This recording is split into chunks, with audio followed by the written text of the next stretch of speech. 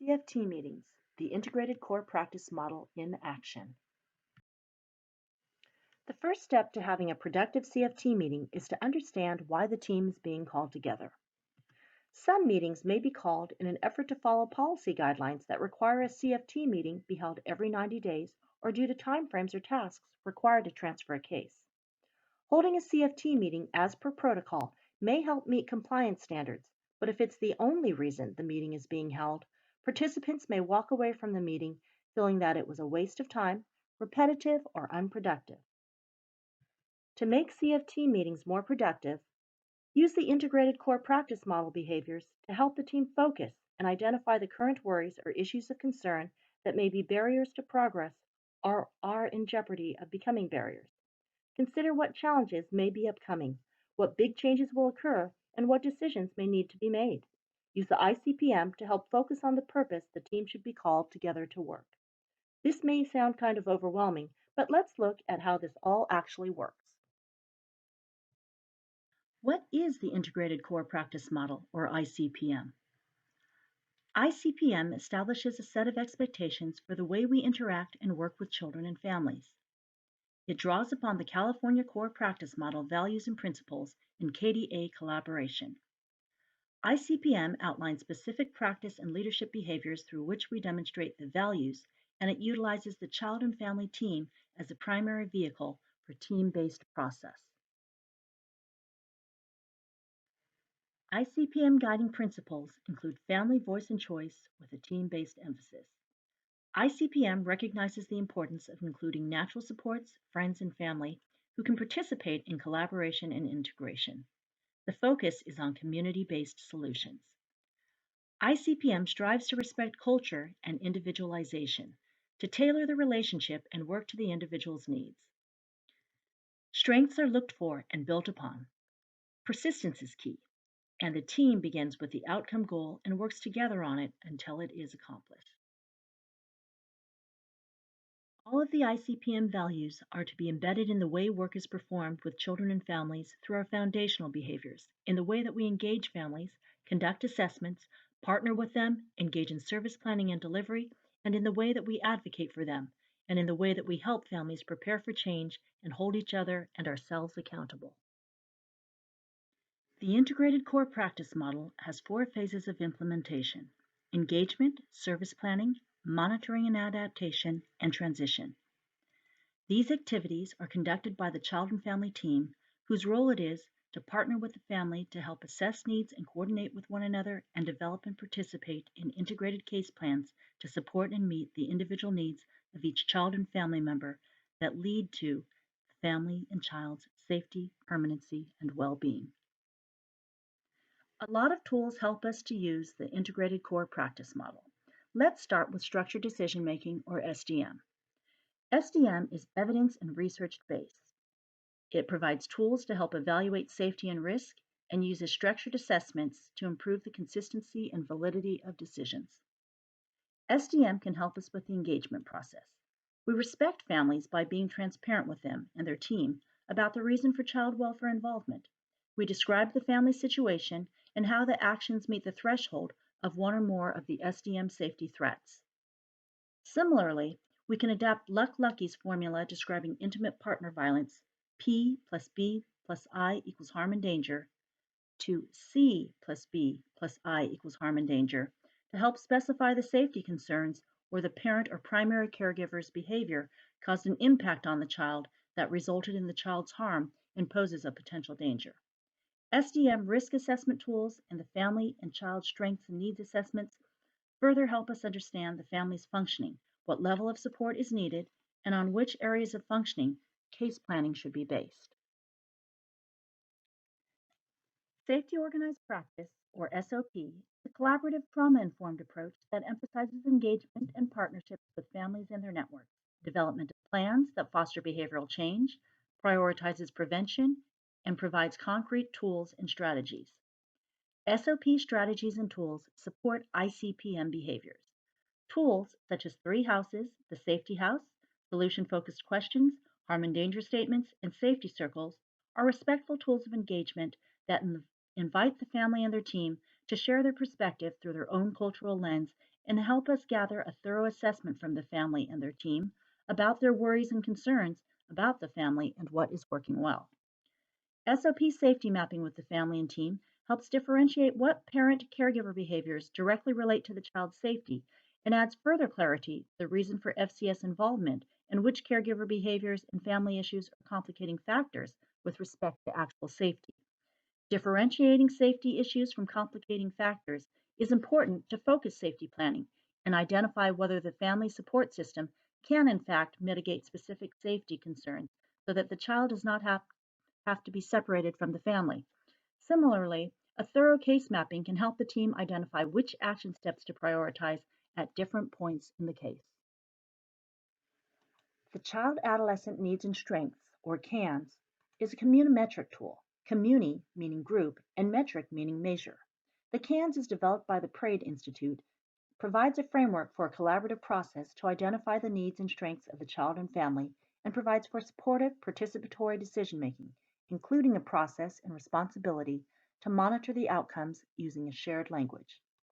The CAN supports ICPM, inviting family and friends who best know the child and family to provide a cultural perspective and informed voice to share what they actually observe happening in the child and family's life. The focus is on shared observations of the child and family's current functioning and needs versus facts. CANS provides a forum for the team to communicate, share worries, plan how to address those worries, and identifies needs and strengths as markers by which the team may monitor the child and family's progress and the success of implemented interventions. Remember that the child and family team is the primary vehicle for integrated core practice model. Why is this? The team's role is to do the heavy lifting to support the child and family achieve safety, permanency, and well-being. The purpose of the assessment isn't to tell families what they aren't doing or just to tell them what they need to do. It also focuses on their strengths that they can build upon and their resource network, the supportive friends and family on whom they can lean or who can help guide them and walk alongside them on the path. The team develops and becomes part of the supportive case plan to actively help youth and families achieve their safety, permanency, and well-being goals, and they are also important to help monitor progress toward the plan and identify modifications that may be needed. Here's what ICPM looks like in action. SDM and C plus B plus I bring clarity and transparency to the engagement process, helping to articulate the reason child welfare is involved with the family. The SDM risk assessment tool and family and child strengths and needs assessments help evaluate whether opening a child welfare case is necessary and what the child and family's greatest focal needs and strengths are to guide case planning. SOP adds to the engagement process, providing tools to respectfully engage children, youth, and families, create transparency, help families identify and develop their support network, which in turn further enhances family voice and choice and perspective. SOP safety and case mapping helps refine the worries and focus safety planning and case planning for what comes next. CANS is a communimetric tool intended to be informed, shared, and utilized by the child and families team. Family, friends, and providers who actually know the child and family can provide informed feedback about the family's day-to-day functioning, help identify what really is working well for the family, and help focus the team on the family's unaddressed needs and concerns that are worrisome and impact their safety, stability, and well-being. CANS brings clarity and a way to communicate shared worries among the team. Referencing CANS continually throughout the case planning process helps the team develop sound action plans that take into consideration how well the plan is working to address the needs and whether modifications may be needed to be more responsive. Finally, the role of the child and family team is to utilize all of these tools and strategies to support the family relationship, and who is included as part of the child and family team matters. The child and families team is best situated to contribute to a thorough assessment and work cooperatively to help the family achieve safety, permanency, and well-being.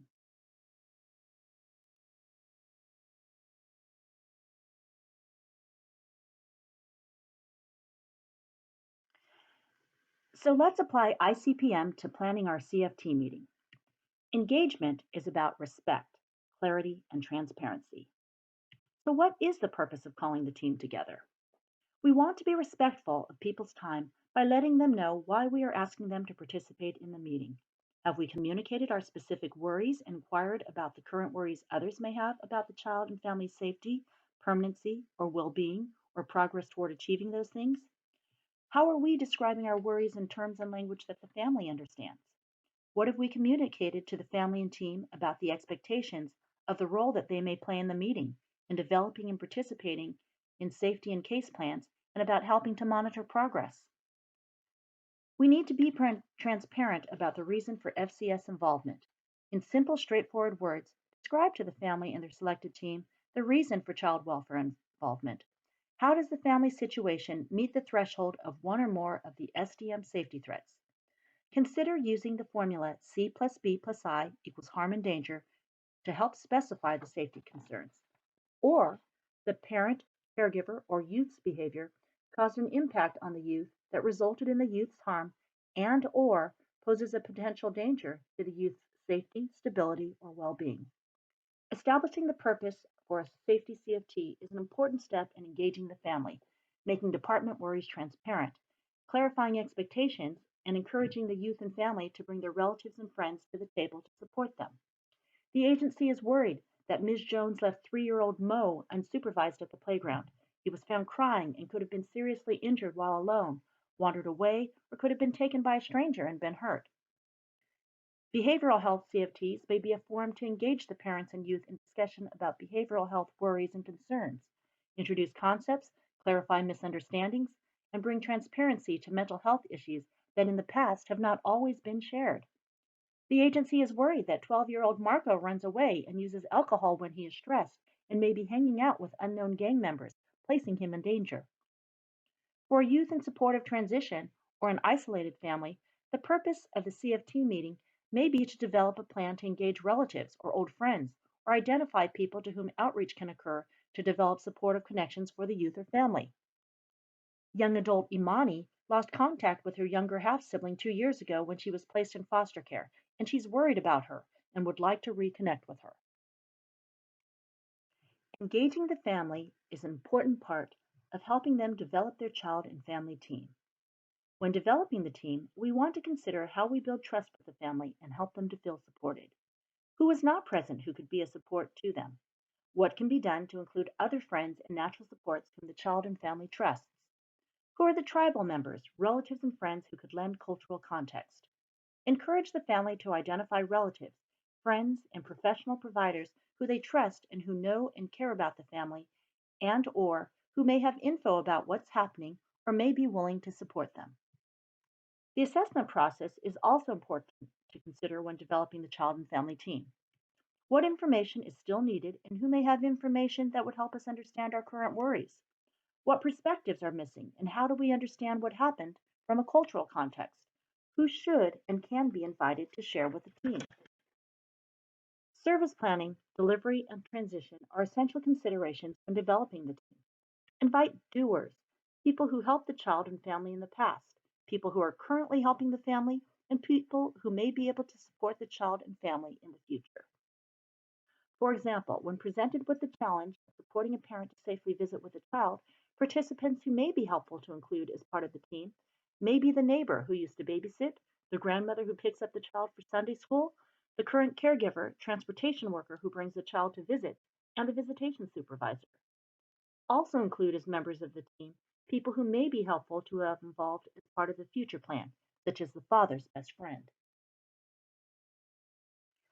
Now let's look at the work we're asking the team to do.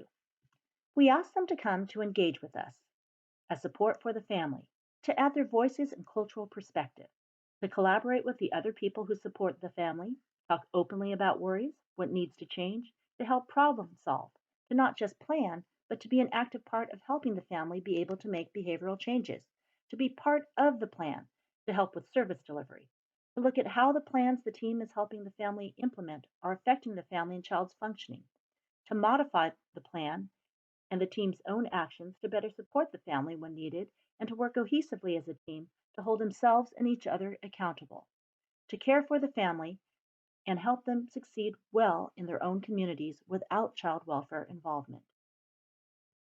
Teaming, service planning and delivery, and modification and transition. We ask the team to work cooperatively toward a common purpose of supporting the child and family. How can the team help develop a support plan for the family that is culturally sensitive and trauma informed? How can the team help prepare the youth and family for change? Learning to work together takes effort. The team must support not only the child and family, but each other. How will they communicate and listen to one another to develop a cohesive plan? Who and how will members of the team support the family on the journey? What is the plan for ongoing collaboration? How is the family's natural support network being prepared to support the family when child welfare closes its case? What tools and support does the team need from each other? What will be the plan for accountability to ensure that what is planned actually happens? How will the plan be monitored to ensure it is working? What are the markers by which the team will evaluate progress? And what steps does the team need to take to ensure the family's success after child welfare is no longer involved? Many tools support ICPM, but the child and family team is the star vehicle through which the ICPM tools are utilized to support and strengthen the children and families. With child and family team, together everyone achieves more.